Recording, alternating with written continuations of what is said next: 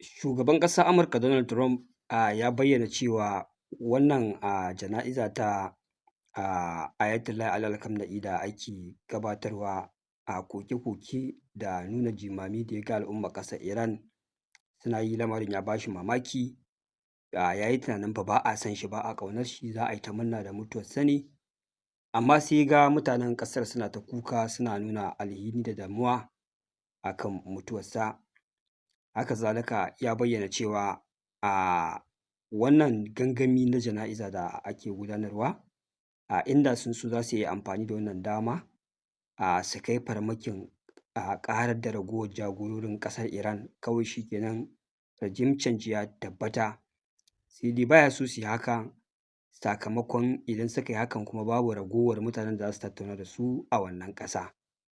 Jama'a wannan ƙarya ce, wannan farfaganda ce, domin kuwa idan a ce ƙasar Amurka za ta yi kuskuren kai farmaki ko ƙasar Yahudu wannan gangami na jana'iza, to ina ganin a lokacin nan ne za su yi nadama ko kuma su yi da na sani na yin abin da suka yi, domin za su fuskanci uƙuba da martani wanda ba su taɓa tsammani ba a tarihi.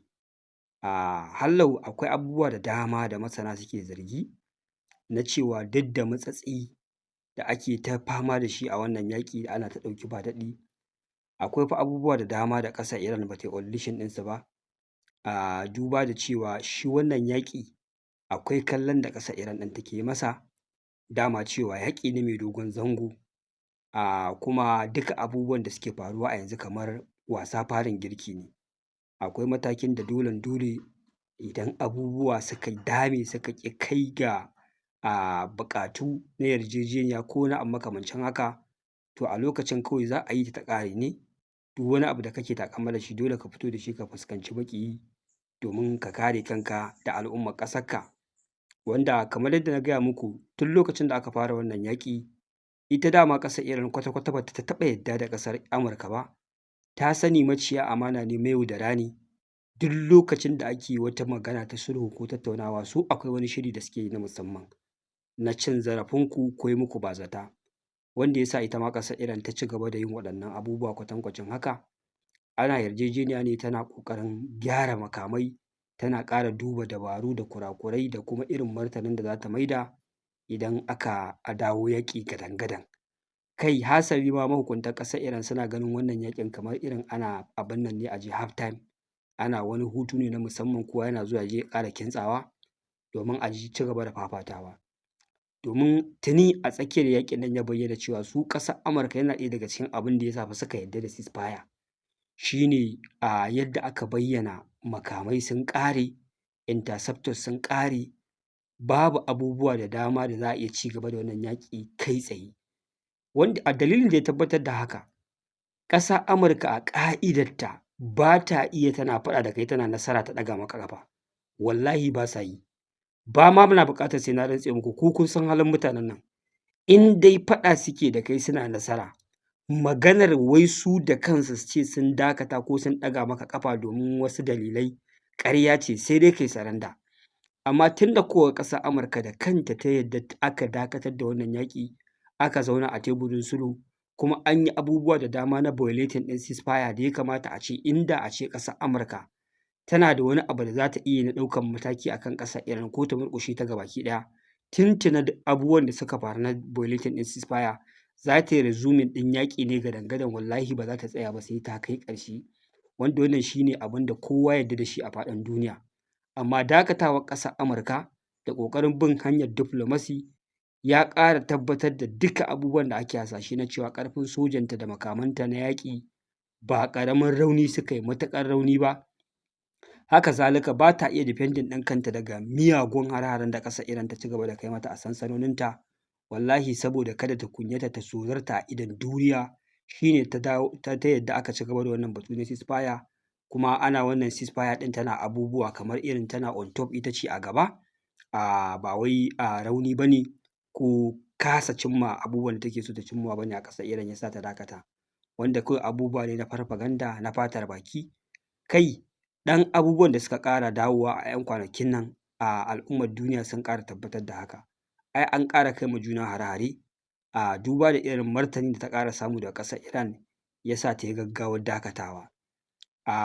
Haka zalika abubuwan da ƙasar Yahudu ke ci gaba da yi a ƙasar Lebanon da sunan cewa wai wannan yaƙi abu biyu ne ake ƙoƙarin a kasa shi, abu ɗaya ne ake ƙoƙarin a kasa shi biyu, wanda ƙasar Iran a ɓangaren take cewa abu ɗaya ne, na cewa ita ƙasar Iran a ɓangaren ta tana ci gaba da yi ma al'ummar ƙasar Lebanon halacci cewa idan za a dakatar da yaƙi sai an dakata gabaki ɗaya.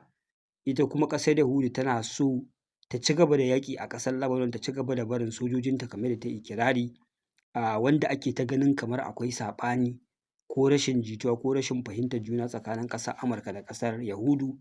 A wannan abu da ƙasar Yahudu take na violating ɗin ceasefire tana ci gaba da rugurguza wannan ƙasa, wanda a daidai wannan gaɓa al'ummar duniya sun ƙara fahimtar wani makirci da yaudara na ƙasar Amurka cewa duk wannan abu ashe wasan kwaikwayo ne suke ci gaba da shiryawa, da haɗin bakin ƙasar Amurka duka ake wannan abubuwa. Idan ƙasar Amurka tana so ƙasar Yahudu ta daina kai wannan farmaki, magana kawai za ta yi ta dakatar da ita. Saboda haka karya violating ɗin ceasefire da ƙasar Yahudu ke ci gaba da yi a wannan ƙasa, wallahi tallahi umarni ne kacokan na ƙasar Amurka ya tabbata a wannan lokaci. Kun san cewa a jiya 4 ga watan Julai ɗin nan ƙasar Amurka take cika shekara 250 da samun 'yancin kai, wanda take gudanar da wannan biki. Ita kuma ƙasar Iran a wannan rana ta fara gagarumin bikin binne shugaban juyin juya halin ƙasar Iran Ayatollah Ali Khamenei, wanda tuni ƙasar Amurka duba da ba ta so ita ma wasu abubuwa su faru wanda za su jawo mata illa, ta umarci ƙasar Yahudu ta dakata daga kai hare-haren da take yi a ƙasar Lebanon. Kun ga asirin su ya tonu. Ashe tun ɗan kwanakin bayan nan da ake ta ɗauki ba daɗi, sulhu ya ƙi yiwuwa, abubuwa sun ƙi daidaita, ana ta cewa wai ƙasar Yahudu ba ta jin bari, yanzu tana yin abubuwa ne based on gashin kanta ba wai da umarnin ƙasar Amurka ba. Ƙarya ne. Ƙasar Amurka ce take sa ta tana yin waɗannan abubuwa a ƙasar Lebanon, ba wai da raɗin kanta ba ne. Yanzu kun ga da aka zo gaɓar da ita ce take buƙatar ƙasar Yahudu ta tsaya kar ta kawo wani ruɗani, kai tsaye ta dakatar da kai hare-haren. Wato jama'a, mutanen nan makirai ne, maƙiya ne, azzalumai ne, ba su da gaskiya, ba sa tsoron Allah. Ina mamakin yadda ƙasashen musulmi suke aminta da su, suna musu biyayya, suna hulɗa ta kasuwanci da su, wanda duk wani zalunci da ƙasar Yahudu take a faɗin duniya, na rantse muku da Allah da hannun ƙasar Amurka take yin shi. Kuma a yau ɗin nan ƙasar Amurka ta ce ƙasar Yahudu ba za ta ƙara cutar da wani ko cin zarafin shi a Gabas ta Tsakiya ba. Ina rantse muku da Allah ba za a ƙara zubar da jinin musulmi ko ƙwaya ɗaya a wannan yankin ba. Duk duniya ta san haka. Amma abin takaici da baƙin ciki, haka ƙasashen Larabawa ke ci gaba da yi ma ƙasar Amurka mubaya'a, suna lallashin ƙasar Amurka, suna ba su maƙudan kuɗaɗe, suna kyaututtuka. Ku duba fa a kwanakin baya ƙasar Qatar ta ba shugaban ƙasar Amurka kyautar jirgi na kusan dala biliyan 400, na dala miliyan 400.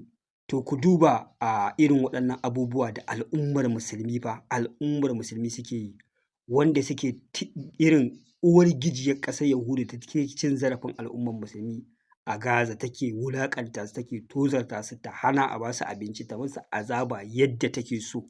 Kuma Amurkan da su ƙasashen Larabawa nan ke binta suna lasar ƙafarta, ita take sa ƙasar Yahudu tana wannan abun, ta ba ta makamai, ta ba ta kariya. Idan kotun duniya ta ce za ta ɗauki wani mataki akan ƙasar Yahudu, ita za ta kare su. Kai an sha saka dokar cewa Firaministan ƙasar Yahudu wanted ne a kama shi in ya shiga wasu ƙasashe, ƙasar Amurka ce za ta yi backing ɗin shi, ba za a kama shi ba. Wato amma kuma haka za ku je ku ga ƙasashen musulmi su zuba hannun jari, su ba ƙasar Amurka kyaututtuka, kuma wai duk da wannan biyayyar da suke ba za su iya amfani da wannan damar su sa Amurka ta dakatar da ƙasar Yahudu daga wannan abubuwan da take yi na cin zarafin al'ummar musulmi a Gabas ta Tsakiya ba. Wato sai ka rasa tunani ko zukatan wasu mutane. Wanda yake yaƙar ƙasar Amurka da ƙasar Yahudu bisa ga wannan zalunci da suke yi, su laifinsa suke gani, amma kuma wanda yake mara ma ƙasar Amurka baya, yake ci gaba da hulɗa da ita duk da tana goyon baya da tallafawa ana cutar da al'ummar musulman da suke Gabas ta Tsakiya, 'yan uwansa Larabawa, su kuma sun je sun liƙe ma wannan ƙasar. Wato abin yana bitin ɗin sense ina, nakan tsaya ne wani nazari ne shiru in ce wai wannan wai son zuciya ne ko rashin ƙaunar Allah da rashin son gaskiya ne? Wato abubuwa biyu ne a zahiri ga su kana kallon su ƙarar da idonka, za ka ga mutum ya yi mursisi ya shafa ma idonsa doka, ya ƙi karɓar gaskiya bai tsoron Allah. Wato misali, abin da nake so in bayyana a nan shi ne, duk duniya ta san cewa a yanzu dai a faɗin duniya al'ummar da ta ƙi yadda a zauna lafiya take cutar da wasu ƙasashe babu kamar ƙasar Yahudu. Wane ne ya ɗaure ma ƙasar Yahudu gindi take aikata abin da take aikatawa? Ƙasar Amurka. Waye yake tare da ƙasar Amurka? Ƙasashen Larabawa irin su Saudiyya, irin su Qatar, irin su Kuwait, duk wannan ƙasashen na musulmi. Su ne nan suke bin ƙasar Amurka sau da ƙafa kamar yadda ɗa yake ma ubansa biyayya, haka suke yi. Kuma suna sane da ƙasar Amurka ce da makamanta da ƙarfin ikonta da izzarta ake wannan abubuwan a Gabas ta Tsakiya, wanda idan ka kuskura ka ce za ka je ka yaƙi ƙasar Yahudu to da ƙasar Amurka za ka yi yaƙi. Amma kuma suna nan suna bin ƙasar Amurka ƙafa da ƙafarsu, duk abin da ta umarce su su yi suna yi. Ita kuma wannan ƙasar Iran, waye yake yaƙar ƙasar Yahudu yake yaƙar ƙasar Amurka? Ƙasar Iran. Kan me yasa take yaƙar su? Saboda zalunci da ƙoƙarin neman iko a Gabas ta Tsakiya. Amma kuma sai ka ga mutum ya zo wai ya ce wai waɗancan su suna kan daidai. Duk da taimakon masu ba da umarni ko tallafawa ana kashe al'ummarsu da suke yi, su kuma waɗannan ba sa kan daidai. Duk da ƙoƙari suke na yaƙar waɗanda suke ƙoƙarin ruɗa musulmi da kawo rashin zaman lafiya a Gabas ta Tsakiya. Kuma babu wata illa da za ka ga mutum ya zo ya zauna yana bayyanawa na abin da su ƙasashen musulman nan suke yi na biyayya wa ƙasar Amurka, duk da ƙasar Amurka ce take sponsoring ɗin abin da ƙasar Yahudu take yi. Ba za ka ga mutum ya zo fa zai yi wa'azi ya buɗe kyamara yana maka bayani filla-filla na irin rauni da ƙasƙanci da al'ummar musulmi suka karɓa na yi ma ƙasar Amurka biyayya, duk da sun san cewa ita ta ɗaure gindi ake waɗannan abubuwa a Gabas ta Tsakiya ba. Yau babu wani mutum da zai zo ya maka wannan bayani. Ka ga wannan ai rashin son gaskiya ne, rashin adalci ne, rashin tsoron Allah ne. Kamar mutumin da zai ga ɗansa yana aikata laifi ne amma ba zai ma ɗansa magana ba, ba zai zage shi ba, amma ya ga ɗan maƙocinsa yana laifi sai ya zage shi. Ya kamata jama'a mu kasance masu ƙaunar gaskiya, masu faɗin gaskiya a duk inda muka tsinci kanmu. Mu rinƙa yin abubuwa domin Allah ba domin ƙungiya ko don biyan buƙatunmu na kai da kai ba. Duk inda mutum ya yi kuskure a ce nan kuskurensa ne, duk inda mutum ya yi daidai a ce nan ya yi daidai a yabe sa. Wannan shi ne gaskiya, wannan shi ne zahiriya, wannan shi ne kasancewarka cikakken ɗan adam mai sanin ya kamata. Yau ga kafiran duniya ba su da alaƙa ta kusa ko ta nesa da addinin musulunci, suna Allah wadai da ƙasar Amurka, suna baƙin ciki, suna takaici a kan abin da take ɗaure gindi ana yi a Gabas ta Tsakiya.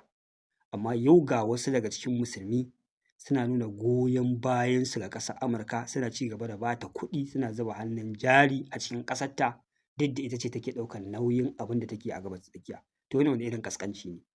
Wasu kafiran ma kasa haƙuri suka yi gangami, suka biyo hanya, suka biyo tekuna, suna so su je su shiga cikin ƙasar Falastin su ba da gudunmawarsu a kan abubuwan da ake na cin zarafi, su nuna su ba su yarda ba. Ba fa musulmai ba ne, amma suka kasa haƙuri suka yi wannan gangamin. Amma yau musulman da su ya kamata su yi haka, su ne suke ɗaure ma uwar gijiyar, suke ƙara ba ta cin hanci, suke ƙara ba ta kuɗi, kamar kai ka ce wani abu take yi wanda yake yana faranta musu rai ne, yana musu daɗi a faɗin duniyar nan. Jama'a akwai gyara fa, akwai mutanen da ba sa ƙaunar Allah, ba sa son gaskiya. Insha Allahu ina nan zuwa da live ɗin nan da na muku alƙawari. Akwai ɗaya daga cikin malamai da nake so na kawo mu yi wannan tattaunawa tare da shi, da yardar Allah Maɗaukakin Sarki. Da zarar na kammala shirye-shirye zan sanar da ku. Insha Allahu kuma za mu saka number waya da za a kira a wannan rana, domin mu ƙara yin bayanai sosai da sosai, mu fito mu da al'umma abubuwa a fili yadda za su fahimci cikakkun saƙonninmu. Jama'a nan zan dakata. Wassalamu alaikum warahmatullahi ta'ala wabarakatuh.